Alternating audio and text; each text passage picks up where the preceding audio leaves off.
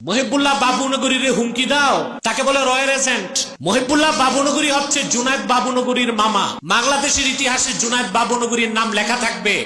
বিগত ফেসিবাদী সরকার শত কোটি টাকা দিয়েও তারে কিনতে পারে নাই। মহিবুল্লাহ বাবুনগরীকেও শত কোটি টাকা দিয়ে কিনা যাবে না। কথা একটু চোকা চোকা বলে লাগে, তাই বলে রয়্যাল এজেন্ট বানাই দিবা। তোমরা যারা পূজা মণ্ডপে যে লাড্ডু খাও, তোমরা হচ্ছে রয়ের সবচেয়ে বড় এজেন্ট। হিন্দুদের রক্ষার আন্দোলনে নামছো। ভারতে মুসলিমদের হত্যা হয়, তোমরা চুপ থাকো। মসজিদ শহীদ করা হয়, তোমরা চুপ থাকো। আর বাংলাদেশে হিন্দুদের রক্ষা করার ইজারা তোমরা নিয়ে নিছো। মন্দির পাহারায়, পূজা মণ্ডপ পাহারায় এখন মৌলবী সাহেবরা ইমামতি বাদ দিয়ে এই কাজ ধরছে। পীর সাহেব খানকা রেখে মন্দির পাহারায় গেছে। রাষ্ট্রে পুলিশ নাই, সেনাবাহিনী নাই, আইন শৃঙ্খলা রক্ষাকারী বাহিনী নাই। তো এগুলো তারা রক্ষা করবে। তারা দায়িত্বশীল, প্রজাতন্ত্রের দায়িত্ব পাইছে তারা। তাহলে মোলামা পীর মাশায়েখ এই শিরকি কাজে কেমনে যায় প্রতিরক্ষা করতে? এটা তো মুসলমানের কাজ না।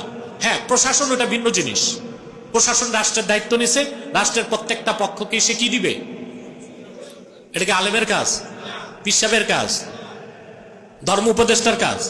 এবারটা মৌলবী সাহেব মানুষ, আগাগোড়া মৌলবী। এ দেখি গির্জায় যে নাচানাচিও দেখে, আর হিন্দুদের মণ্ডপে যায় প্রসাদ খাইছে কিনা দেখি নাই, উপস্থিত হয়। এই আমাদের কপালে জুটছে একজন ধর্ম উপদেষ্টা। আল্লাহ তারে হেদায়েত করুক। আগে তো বিভিন্ন হেকমার সাথে তাকে বুঝাতাম, কিন্তু এখন দেখি এরে আর হোমিওপ্যাথি ধরে না। হোমিওপ্যাথি আর ধরতেছে না। এই জন্য একটু অ্যালোপ্যাথি দিলাম, এখন দেই মাঝে মধ্যে। আমারে কি করবে?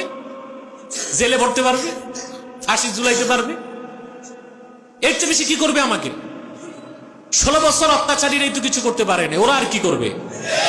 সবচেয়ে বড়কে যে কাজটা করতে পারবে, মেরে ফেলতে পারবে। এর চেয়ে বেশি আর কিছু করতে পারবে না। কিন্তু যা সত্য, ন্যায়, ঈমান ও ইসলামের স্বার্থে বলার, তা আমরা বলেই যাব।